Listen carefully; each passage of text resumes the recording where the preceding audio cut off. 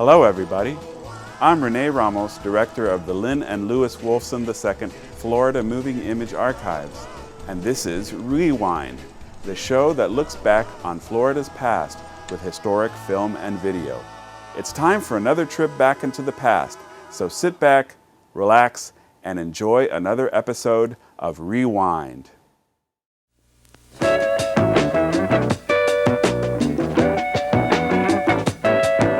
Live tonight, Channel 4 brings you Neighbors. Hello, I'm Jim Brosmer. And I'm Daryl Pollack. Welcome to our new show, Neighbors. Neighbors is a new approach to programming for you, so the first thing we want to do tonight is to ask you a question. And the question is, how do you feel about neighbors? We're not talking about this show, we're talking about your neighbors. What do they mean to you? To me, a neighbor was always somebody that you could call on to borrow a cup of sugar, watch your dogs while you're on vacation, or lug in your new TV set. Or somebody that you can share some conversation over a cup of coffee with. Well, the way you drink coffee, you should be asking your neighbors where they can get some cheap. Really? Neighbors, you see, can mean a lot of different things to different people, but what we'd like to know from you is how we on this program can be a good neighbor to you.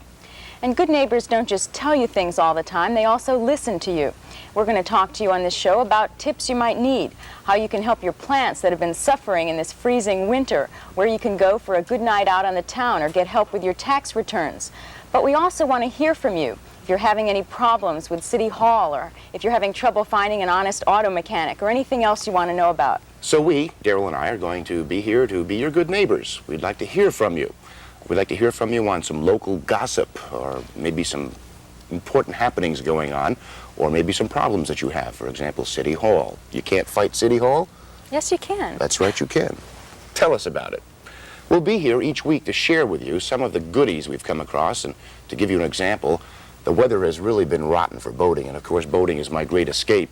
So I've been looking for some other ways to get out and enjoy what cool weather we've been having. What did you do, go skiing? I went to a polo match. We have some film. Let's roll the film that we brought back with us. I'd never been to a polo game before, Daryl, and in fact, didn't even know that people played polo anymore until a friend told me not long ago about the Royal Palm Polo Grounds in Boca Raton. They play here every Sunday afternoon during the winter season, so I came on up to take a look. The game starts at 3 o'clock, but they invite fans to come a bit early and look around. At 2, there wasn't much going on in the field, so I decided to pay a visit to the stables. This groom was busy, but he had time to tell me why they have a need for so many horses in the game. Well, they change... They change every period. Yeah. There's 6 periods in the game. How do the players arrange for their individual horses? Do they use the same ones, or? Well, they've got at least six different horses, and they'll use one different one every period. Right. So each horse just has to play one period. Right. But they usually use the same horses pretty much every time, so they're used to them. Do they mind you wandering around like that? No, as you can see, most of the people that come there early, do wander around and take a look at the horses. Very, very interesting. Unlike a racetrack, the polo grounds allow and even encourage spectators to come look at the horses. Hello, boy. Hello, boy. Hello. You like polo? Well, the last horse was just being saddled up, so it seemed like a pretty good time to head back over to the stadium. And by now I wasn't alone anymore. The public address system was blaring a snappy march, and cars were lined up at the gate. The parking lot was filling up. Polo fans seem to come in different breeds, at least judging by the cars they drive. This fellow obviously is dedicated. And you wouldn't believe how many people came in Mercedes-Benz and Rolls-Royces. A quick look around the stands confirmed my first impression. Polo does attract some of the very rich, but also some folks who aren't very rich. There's another group, too, the camper set. They park their vans right next to the playing field across from the grandstand and pull up their lawn chairs and dig into a picnic lunch. Before long, it was time for the players to mount up and ride out for the opening ceremony. Music, courtesy of the Boca Raton Academy Band.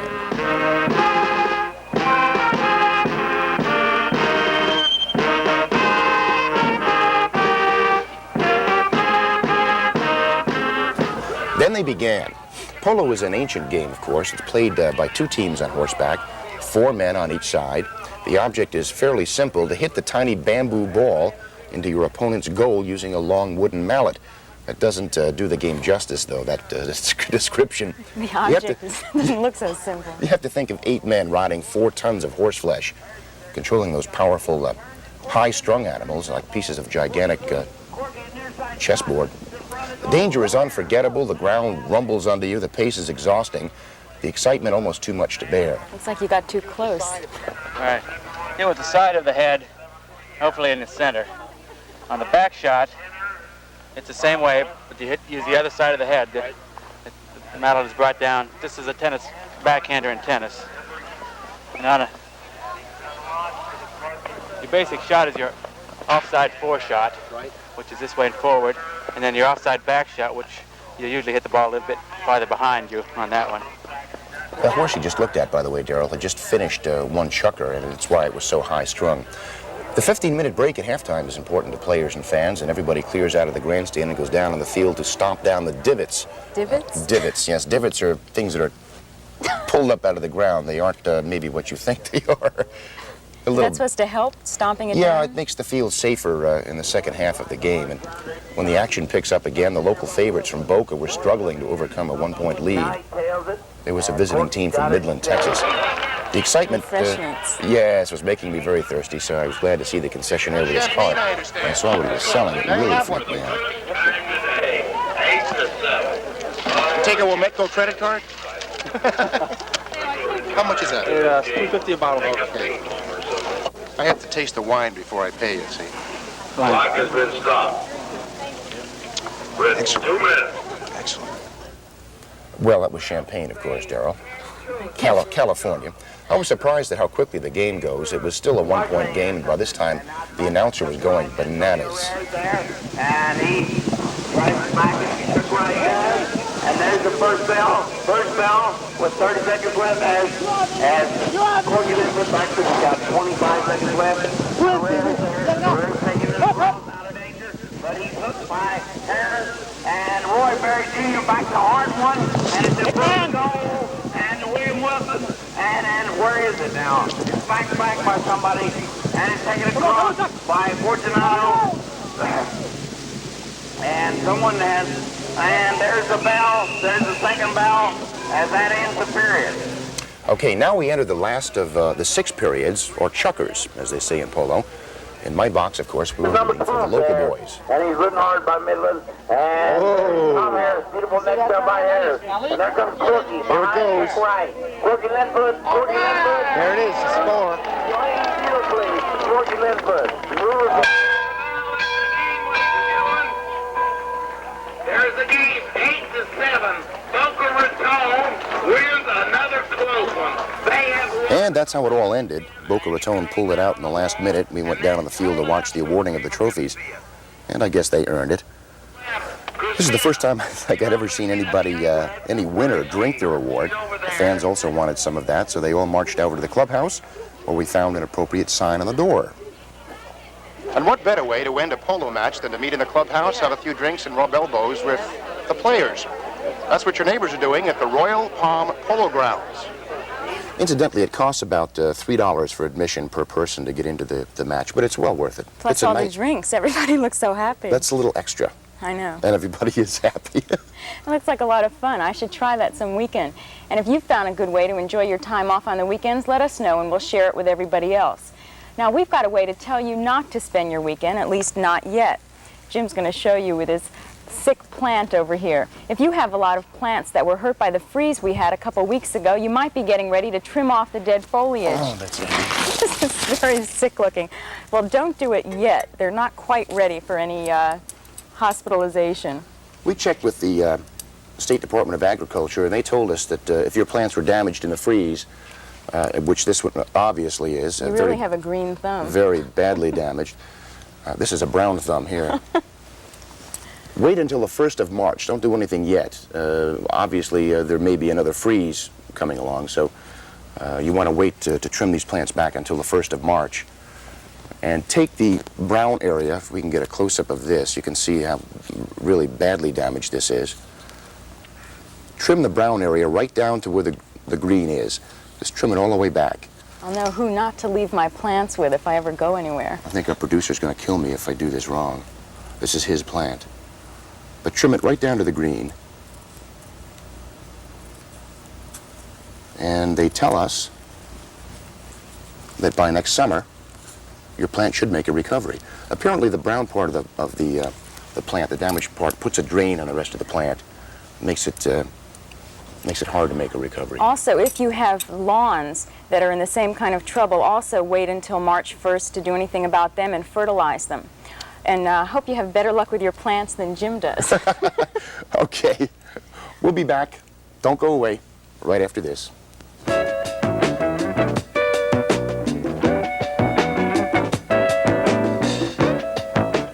Miami-Dade College has career paths in anything you want to be. What's your story? Be global. Be cutting edge. Be inventive. Be investigative. Be a hero. What do you want to be? Be the best. Be you. Be MDC.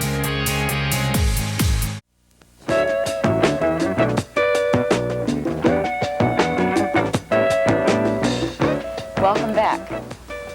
Now we've got a little bit of what we call over-the-fence talk for you. For example, isn't it strange that Miami Mayor Maurice Ferre, who owns Mall Industries and a big mansion on Brickell Avenue and is mayor of the city of Miami, drives an 8-year-old car? He does? Yes. It happens to be a Jaguar, but that's beside the point. Okay. It's going to be an antique. It's also very strange that in the little town of Sunrise in Broward County with Mayor John LaMello, they've started their first season at the Sunrise Musical Theater. Yet this tiny little theater has managed to attract top stars, Frank Sinatra, Liza Minnelli, and Tom Jones. It's also very strange that Metro Mayor Steve Clark has now been a teetotaler for almost a year now. I think that's great. I think it is, too. You know, what really is interesting is the women's organization that voted on the topless issue on Miami Beach. And they, of course, have recommended to the Beach City Commission that they allow topless bathing. I know, that was very unexpected. Uh-huh. Well, what do you think about that, Darryl? You're asking me? Thank you. That's what I call putting me on the spot. Well, speechless for the moment. But, you know, whether it's legal or not, it still is up to every woman whether she goes topless or not. And we'll see if they do it, who goes and who doesn't. You know, in Nassau, which of course we're competing with, topless bathing, the European people, there's quite a bit of European trade in Nassau, in Bahamas, they don't think anything of bathing topless over there. And if we're going to compete, maybe we should think about doing that. Well, you go topless. I never go to Miami Beach. Nice. Well, we'll let Jim sit here and daydream about topless bathing. And in the meantime, I've got another story to tell you about. There's, I'm sure, very few people who haven't heard about the movie Rocky. It is this year's big movie story. What happened is there was a young, unknown actor named Sylvester Stallone who wrote a script for a movie about a boxer who gets a chance to fight the world heavyweight champion. The name of the man who wrote it is Sylvester Stallone, and he also insisted on starring in the movie. He went around to a lot of producers and finally got somebody to back him in the movie. Well, the rest is history. He's now the star of the year. Through some digging, we found out that his mother lives on Miami Beach, and we wanted to go out and meet her. Before we could go out and meet her, though, I called her up, and she absolutely insisted that I go and see the movie first. So before you meet her, I feel it's only fair that you should see a little piece of the movie. And why don't we just look at that now?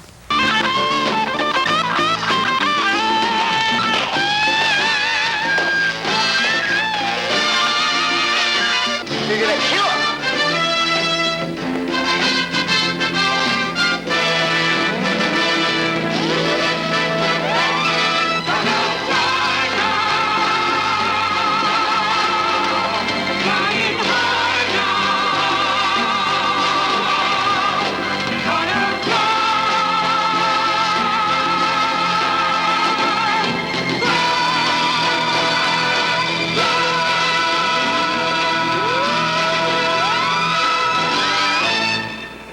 That scene is Sylvester training for his fight.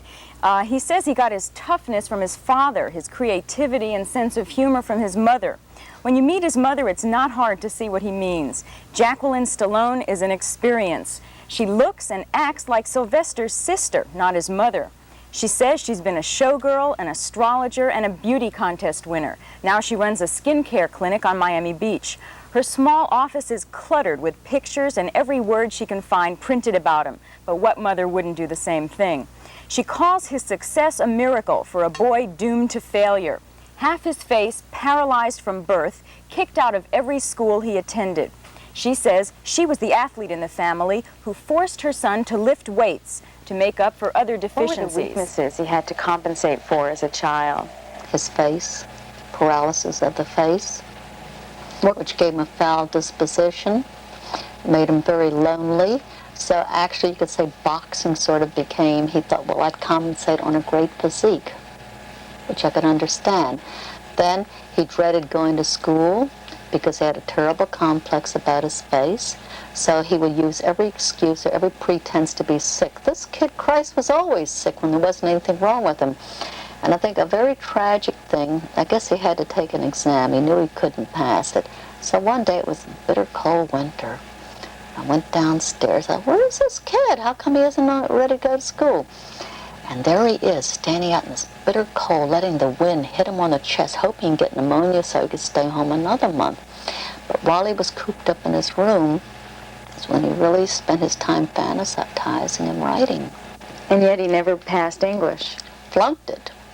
As a matter of fact, I told you I had several Rorschach tests. I sent him to Drexel Institute 3 times. They told me save my money, that he had the mentality, well, he could make, and this isn't flattering to firemen, maybe a fireman, or maybe a plumber, or plumber's helper, maybe an assistant nurse's aide. Can you believe this? Can you believe anything? She tells you about her life and you feel like a child listening to a fairy tale. Sylvester says his mother lives in fantasy. He calls her half French, half Martian. She takes opera lessons, practices on a small organ beside her desk. When he's on talk shows, Sylvester says the singing keeps her off the streets. She says it builds up her lungs from 2 heart attacks. Whatever she is, she's not ordinary. He loves the fact that I'm eccentric. Well, I'll tell you, number one, when I had to go to California for the nominees, or the potential nominees in October for the Academy, who was to get it. So he called me up and gave me a whole list of things I should do and what I shouldn't do. First, how to dress. I shouldn't wear eyelashes, I shouldn't wear a shadow, I should wear something very simple, I shouldn't be overstated, I should have my hair tied back. I thought, enough of you. I said, I'm going to tell you something, Sylvester. I put up with you. When I went to Europe, I went first class. I took you first class on a boat. You were very embarrassing to me. Number one, you wore 1 pair of blue jeans, 2 purple undershirts full of holes, 1 pair of sneakers. You swam in the clothes, you ate in them, and then when the captain's formal dinner night, do you know what you did? You borrowed the busboy's dirty jacket, and I had to keep paying off and paying off. You caused me a great deal of embarrassment. Now I want to tell you something. I'm going to arrive just as I want to, because if I come without eyelashes, if I got to have my hair tied up, if I got to be dressed just conservative in a very little conservative dress, I'm not showing up, because then it's not me. She is a fantastic lady. I wouldn't even tell you how old she is because she would kill me, but Sylvester is 30. Does she have other children? Yes, she does. She has a daughter who's 16, and she has another son. The interesting thing is, she, as she said, is an astrologer, and she predicted that Sylvester would become successful when he was 29, which is when his movie was successful. She has another son, Sylvester's younger brother, who is now 29, and his name is Frank, and he's a singer. She says she's done his chart, and he will be bigger than Sylvester is. So we have something to look forward to. She's half right so far, anyway, yeah, isn't she?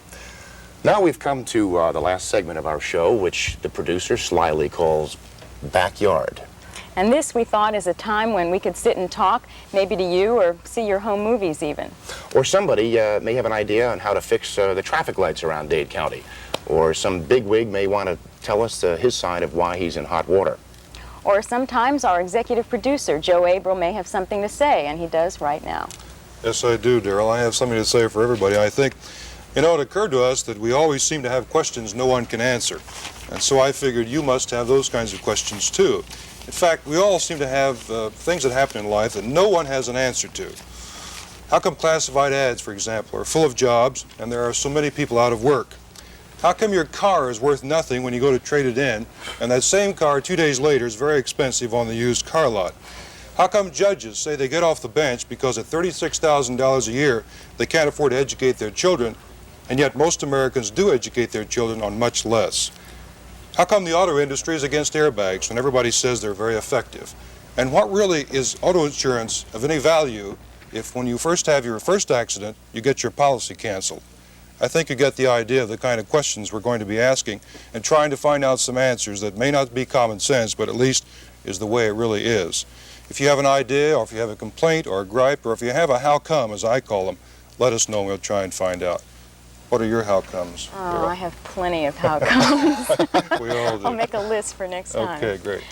And that's our new show, Neighbors. We hope you realize that we're not going to beat you over the head with all the problems of the world. Instead, there is so much good in the world around us, we thought it deserved just a little bit of airtime, too. We also want you to feel that this is your show, too, because after all, this is what we all are, just good neighbors. Good night.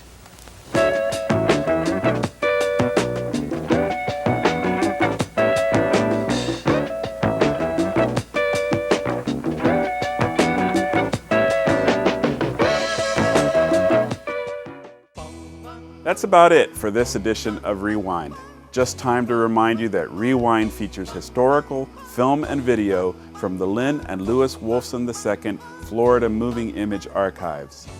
To see more from the Wolfson Archives collections, visit our website, wolfsonarchives.org. You can search the archives catalog and watch video online. And be sure to connect to our YouTube channel, where you will find hundreds of carefully curated clips, or link to the Wolfson Archives Facebook page to keep up with our busy calendar of historical happenings. Until next time, I'm Rene Ramos. Thanks for watching.